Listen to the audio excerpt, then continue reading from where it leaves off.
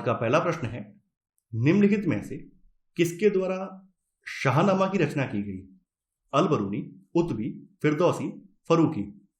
अल-बरूनी, उतबी, फिरदौसी, फरूकी ये सभी जो है महमूद गजनी के दरबार में रहते थे। शाहनामा की रचना जो है फिरदौसी ने की थी और शाहनामा को जो है फारसी का महाभारत बोला जाता है। तो यहां पर आपका सही आंसर होगा पहले का सी। देखिए यहां पर उतवी का नाम भी लिया गया है। उतवी जो है ये महमूद गजनवी का दरबारी इतिहासकार था और इसने जो है गजनवी के सभी आक्रमणों को जिहाद बताया है। तो यहां पर आपका जो सही आंसर है वो पहले का सी वाला है। दूसरा प्रश्न है आपका, बाबर का मकबरा भारत में स्थित ना होकर कहां स्थित है?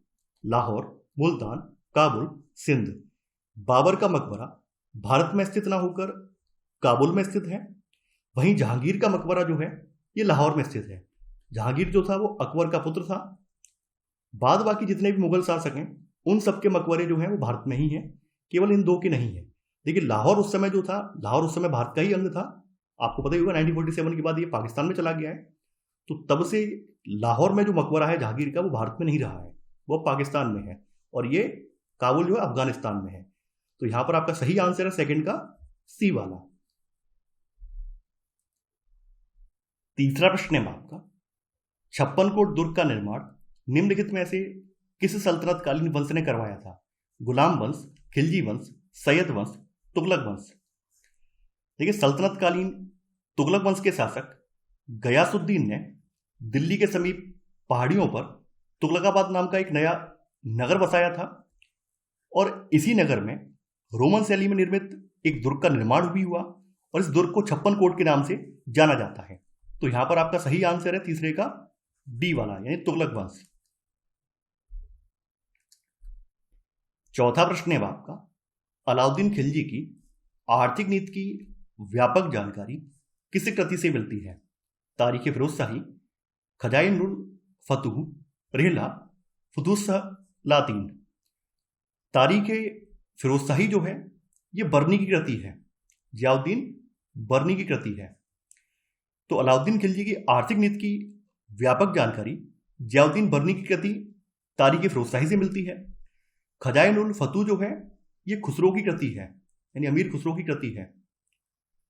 रिहला जो है ये इब्न बतूता की कृति है। आपको पता होना चाहिए ये किसकी है, इब्न बतूता जो कि मोरक्को का एक यात्री था उसकी कृति है रिहला।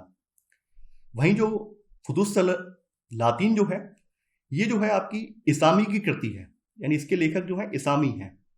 तो ये नाम कई बार पूछे जाते हैं इनसे संबंधित, तो आपको पता होना चाहिए। तो यहां पर आपका सही आंसर है चौथे का ए, तारीख फिरोज शाही, जिसकी रचना जियाउद्दीन बर्नी ने की थी।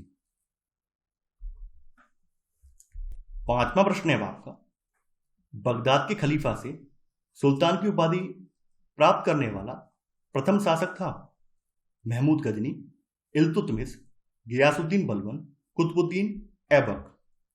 सुल्तान की उपाधि धारण करने वाला प्रथम शासक महमूद गजनी था, जबकि 1229 ईस्वी में बगदाद के खलीफा से सुल्तान पद की वैधानिक स्वीकृति प्राप्त करने वाला प्रथम शासक इल्तुतमिश था, जो गुलाम वंश का सल्तनतकालीन शासक था।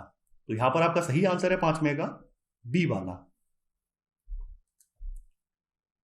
छठवां प्रश्न है आपका, निम्नलिखित में से किस शासक द्वारा इक्ता प्रणाली को दोबारा शुरू किया गया? अलाउद्दीन खिलजी, इल्तुतमिश, फिरोज तुगलक, सिकंदर लोदी। देखिए इक्ता प्रथा जो है ये 1226 ईस्वी में गुलाम वंश के संस्थापक इल्तुतमिश द्वारा शुरू की गई थी। इसका अर्थ है कि धन के स्थान पर तनख्वाह के रूप में भूमि प्रदान करना। इस प्रथा का अंत जो है वो अलाउद्दीन खिलजी ने किया था और फिर से कर्मचारियों के वेतन के रूप में नगद भुगतान देना इसने शुरू कर दिया था और ऐसे करके इसका उस समय अंत हो गया था। इक्ता प्रथा की दोबारा शुरुआत जो है तुगलक वंश के शासक फिरोज तुगलक ने की थी, यानी आपको ध्यान होना चाहिए इल्तुतमिश ने तो स्टार्ट की है और बीच में बंद करने वाला व्यक्ति कौन है? अलाउद्दीन खिलजी है। इसमें बीच में बंद कर दी है, यानी मिड में एंड कर दी है, ऐसे करके आप याद कर सकते हैं। यानी इसमें बीच में बंद कर दिया है और फिर से रीस्टार्ट करने वाला व्यक्ति कौन सा है? ये फिरोज तुगलक है। तो यहां पर आपका सही आंसर है छठवें का सी, फिरोज तुगलक। सातवां प्रश्न है आपका, सल्तनत काल में भूमि की नाप जोख करने के बाद क्षेत्रफल के आधार पर लगान का निर्धारण क्या कहलाता था? मुक्ताई व्यवस्था, मसहत व्यवस्था, इक्ता व्यवस्था, जब्ती प्रणाली। सल्तनत काल में भूमि की नाप जोख करने के बाद क्षेत्रफल के आधार पर लगान का निर्धारण मसहत व्यवस्था कहलाती थी और इसकी स्टार्टिंग जो है अलाउद्दीन खिलजी ने की थी। यानी इसकी स्टार्टिंग अलाउद्दीन खिलजी ने की है, ये आपको पता होना चाहिए। तो यहां पर आपका सही आंसर है 7वें का बी वाला। देखिए यहां पर मुक्ताई व्यवस्था का जिक्र किया गया है। सल्तनत काल में लागत निर्धारित करने की जो मिश्रित प्रणाली अपनाई गई थी वो मुक्ताई व्यवस्था कहलाई। वहीं जब्ती प्रणाली जो है राजस्व प्राप्ति की जब्ती प्रणाली जो है अकबर के शासनकाल में प्रचलित थी। तो यहां पर मसहत के बारे में पूछा गया है, तो मसहत की स्टार्टिंग अलाउद्दीन खिलजी ने की है जो कि क्षेत्रफल के आधार पर है। तो यहां पर आपका सही आंसर होगा 7वें का बी वाला। 8वां प्रश्न है आपका तबकात-ए-नासिरी, जिसमें मोहम्मद गौरी की भारत विजय और दिल्ली सल्तनत का 1260 ईस्वी तक का इतिहास मिलता है। इसका लेखक कौन था? मिन्हाज-उस-सिराज, Al-Biruni, Ibn Battuta, Marco Polo. तबकात-ए-नासिरी, जिसमें मोहम्मद गौरी की भारत विजय और दिल्ली सल्तनत का 1260 ईस्वी तक का इतिहास मिलता है, इसकी रचना मिन्हाज-उस-सिराज ने की थी। देखिए मिन्हाज-उस-सिराज जो है 13वीं सदी के मामलुक सल्तनत के फारसी इतिहासकार थे। तो यहां पर आपका सही आंसर होगा 8वें का ए वाला। 9वां प्रश्न है आपका दिल्ली सल्तनत कालीन प्रमुख विभाग एवं उनके नाम को सुमिलित कीजिए। सूची 1 में नाम है और सूची 2 में विभाग है। दीवान रिसालत, देखिए दीवान रिसालत जो है विदेश विभाग को कहा जाता था। अगला नाम है दीवान कोही। दीवान कोही जो है कृषि विभाग को बोला जाता था। दीवान मुस्तकराज, दीवान मुस्तकराज जो है राजस्व विभाग को कहा जाता था।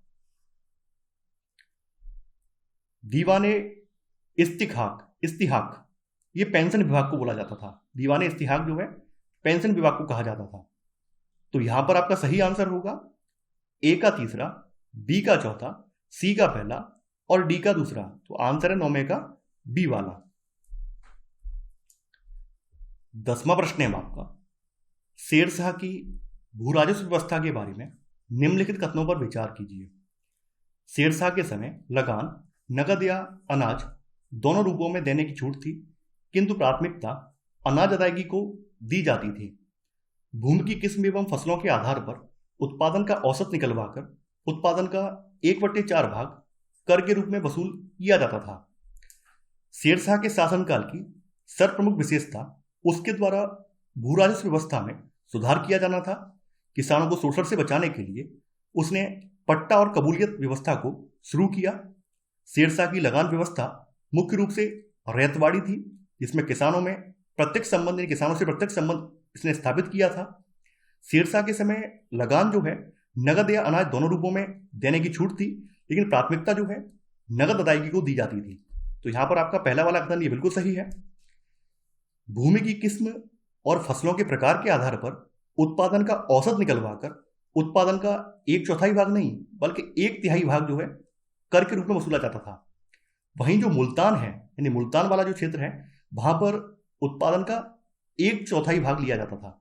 यानी मुल्तान में उत्पादन का कितना 1/4 भाग वसूला जाता था। इसका कारण यह था कि मुल्तान में उत्पादन काफी कम होता था, इसलिए वहां पर 1/4 भाग कर के रूप में रखा गया था, जबकि बाद बाकी प्रदेशों में 1/3 था। तो यहां पर आपका सेकंड वाला कथन गलत हो जाएगा, केवल पहला वाला सही है। तो आपका सही आंसर है 10वें का ए, केवल 1। तो ये था हमारा आज का वीडियो। आई होप आपको आज का वीडियो पसंद आया होगा।